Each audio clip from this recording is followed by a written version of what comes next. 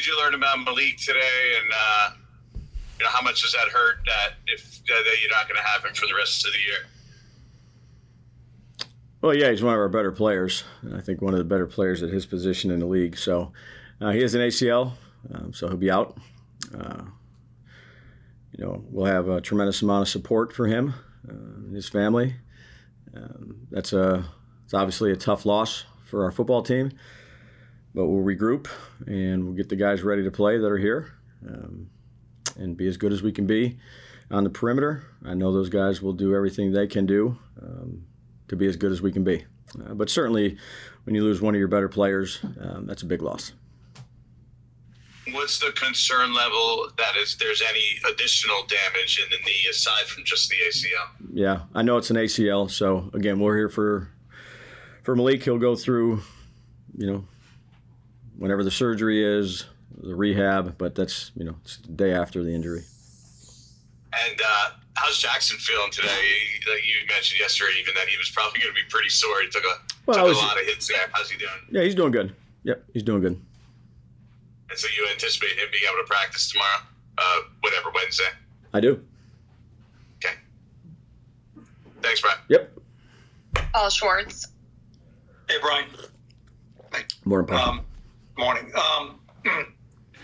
How much would you say it looked like the offense looked considerably different yesterday from what you ran the first 3 games? How much was it different, and how much of a effort is there with you and Mike and the whole offensive staff to make it different, to cater to a new quarterback? Well, I think you always try to cater your quarterbacks. Again, we did what we thought we needed to do for this week against the Chargers and their defensive scheme and how they played. I thought we controlled the game well, and that helped. Over 40 rushes in a game always helps a young quarterback. But again, we just did what we thought we needed to do for this week. And one more, you've talked about how much you like Jackson, and even though he's a rookie, confidence and everything about him. When in your mind, and it's only one start, is it a situation where you say, okay, we gave him this, we give him more, we can give him more? I'm thinking about the interception after Dex ran it back to the 3. There were 3 runs there, which didn't really get much. You know what I mean? So, and then later in the game, he threw on 3rd down and hit Theo. Is there going to be more of that? How do you balance that? Because you always say it's a rookie quarterback. We got to be careful with him, but you have great confidence in him as well. Yeah, well, the decision to run the ball didn't matter if he was a rookie quarterback or a 15-year quarterback. We thought they were the best team in the league in red zone defense. We thought we had a chance to control line of scrimmage. We missed out on a few things down there in the red zone. We had scat one-on-one with a corner. The guy made a good play. We had a kind of a scramble play to Wandale. So, I have a lot of confidence in Jackson and the guys around him. So in that situation, with the 3rd and 5 at the end of the game or the red zone, that really was, part of the plan going in of what we wanted to try to do down there.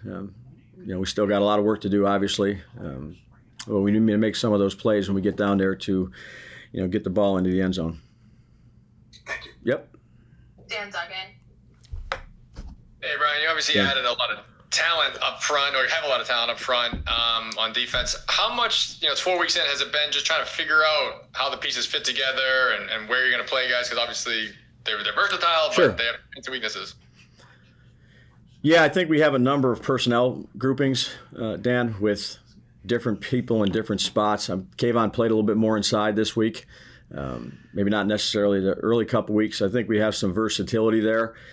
And again, I think it depends on, what you're getting from the offenses you're seeing. There was a lot of different personnel groups that we were getting ready for with LA. So again, I think week to week, it just depends on what we're seeing. And then, matchup wise, if we can get them into certain situations, obviously they were throwing the football a lot, which helped our front guys be able to tee off and, try to disrupt the quarterback. Again, it's really week to week. Thanks. Yep. Ryan Dunleavy.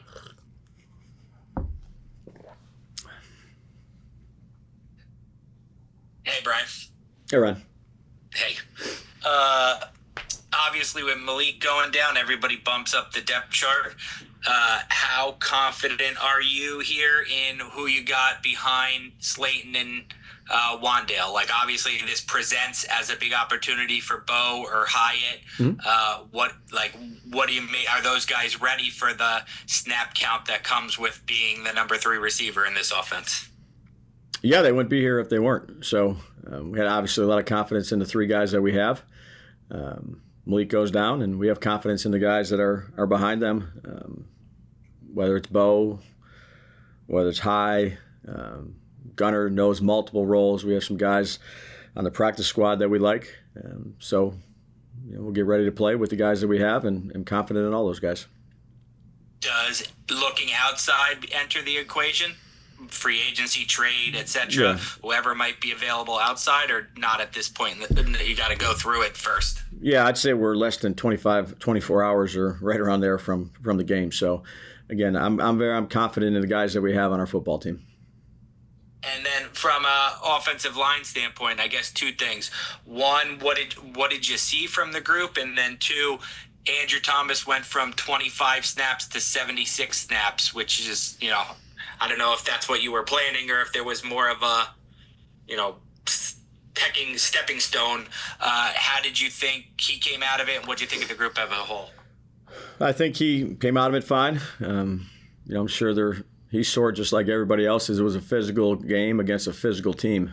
You watch him play the previous 3 weeks, their front and how they played against Denver's offensive line.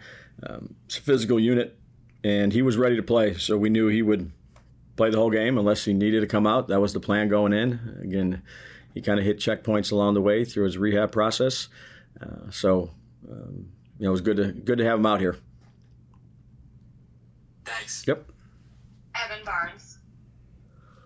Hey, Brian. Morning, Evan. With pass rush, I'm curious. There were times we saw Abdul, Brian, Dex, and KT together on the front together. I know we had talked a couple weeks ago about just trying to find ways to get them all on the field together. How pleased were you that not just with their success, but that you guys were able to just get them on the field together just to kind of see more of what they can do, seems like this game, than previous ones? Yeah, again, each week you go through and decide how you want to play the game in terms of what packages you want to use. It's, there's some flexibility there, but again, those guys like to rush the passer and run off the edge, but you can't just rush them all the time. There's, you have to drop. You have to know your drops, your technique on that stuff when you are dropping. It's not just throw them all in there and they can just do this. So there's I would give them a lot of credit for their flexibility in terms of their mental part of the game. Again, you saw that last week when we were down on inside linebackers and we asked a young rookie to go and just play a different position. Like everybody thinks you can just go do it. You missed out on a lot of practice time, a lot of reads, a lot of things like that. And I think that's a credit to the players being able to handle that stuff mentally. And I know Burns said this, but he gave a lot of credit to Dex being able to open things up for everybody else. Was this the way Dex played? Do you think that just kind of made it creates a lot more opportunities for those guys just to be able to rush, obviously with guys double teaming him and whatnot? Well, I don't know. Dex pretty much gets double teamed since I've been here. When he gets double teamed, then the other guy's got to win one-on-one when they have an opportunity to. And there's a couple times that Dex was one-on-one and he was in the backfield. But having a guy like Dexter certainly helps everybody. And then last thing, you mentioned Abdul taking multiple roles. I'm just curious, how have you seen him kind of adjust to those kind of, being thrown into those multiple positions? You mentioned, obviously, he's got to learn different things quickly and whatnot. How have you seen him kind of adjust to where he's being lined up in multiple positions? Yeah, he doesn't blink. He's a football player. So happy we have him. All right, thanks. Yep. We'll take 2 more. Art Stapleton. Hey, Dabes, how's it going? Morning, Art. Last night Jackson talked a lot about his video study during the week and studying the opponent and breaking things down. And, you had mentioned the play to Theo and how he kind of, changed it up with Theo a little bit, went through it by you. I'm just curious, How much of that do you build in with your quarterbacks from the moment you get them in your room? Because for a rookie, to me, at 22 years old, to have the freedom to be able to go to the head coach and say, hey, we saw this, why don't we change this? To call teammates and say, hey, this is what I'm seeing. Is that the norm, or is that atypical, and does that fit to what you've seen from Jackson and how he kind of takes command of the role? I think we got a very good relationship, outside the building, inside the building when we're talking about football. I think he's a unique guy in terms of being able to build relationships amongst his teammates and other people in the building. A lot of people have a lot of trust in him. You meet with these guys quite frequently, and I think it's important, probably the most important thing, that the quarterback can freely express things that he likes and doesn't like, and you try to stay away from the things that they don't like and give them the things that they like so they feel comfortable. And, those guys see the game when they're studying it. They work really hard at doing it, I'd say all the quarterbacks. And, you learn from one another. So when they bring up something the way they've seen it, you try to always see it through the eyes of the quarterback. It doesn't really matter to me that he's a rookie or if there's a 14-year veteran. That doesn't matter to me. The person that's behind center and getting ready to start and play that game, I want him to feel as comfortable as he can feel going into the game, so he can operate and play as fast and efficient as he can. Our relationship, we talk often, throughout the whole entire day, 7 days a week about things. And I really respect him, the way he sees the game and how he competes.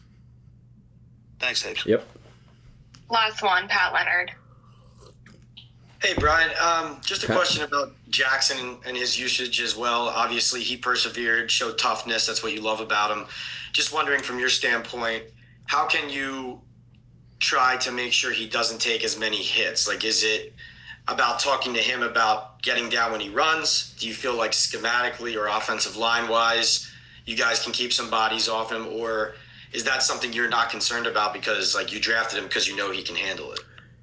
Yeah, Pat, I don't think, look, you never want your quarterback taking a lot of hits, but certain quarterbacks are going to play a certain way. And there's a lot of good ones in this league that play a certain way. We're going to try to do everything we can to protect Jackson. I think that, again, I don't question when he's got the ball in his hands, him making the right decision.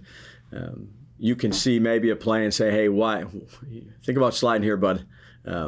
And he can give you a perspective of what he saw, or I didn't think this. You got to do a good job in the pocket. He can do a good job too with throwing the ball away sometimes and avoiding some of those hits. But yeah, you don't want your quarterback taking a bunch of them.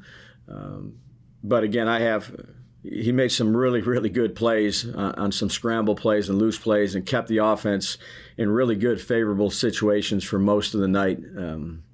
As good as we've had all year relative to just playing on time, first down, second and short. But again, there was a lot of things we need to clean up with him, and that's what we're doing right now. I'm sure he'll be the first to say that. But, I was very pleased with the command that he had, the decisions that he made. We got a lot of work to do. I know there's going to be some downs along with some of these ups, but I think he's got the right makeup, and we'll put this game to bed and get ready for next week, starting in about an hour. Really, really quickly, when he tucks it and runs, are you coaching him on, hey, if your first read's not open and it's breaking down, just get out. Let's try to stay on schedule, or is that his instinct kicking in on those plays? Yeah, I'd say more. It's an instinctive thing. Look, there's a time clock in every quarterback's head, and I think that it's only in their head. Everybody else can watch it and coach, and you can see it, but it's how he senses the pocket. It's what he feels. It's what he sees in that split second of a time, and he's got to make the proper decision, whether that's find an outlet and give it to the back, or a tight end or a receiver that's short and has the ability to run with the football, or make some yards with his feet and, hopefully get down when he can get down. But I've said this before, he's got good instincts. That's something that's hard to coach. The good ones usually have it. And I think that, whether it's preseason games or this game, he's demonstrated some of that. But, certainly a lot of things to clean up. We're going to have to improve on for this next game.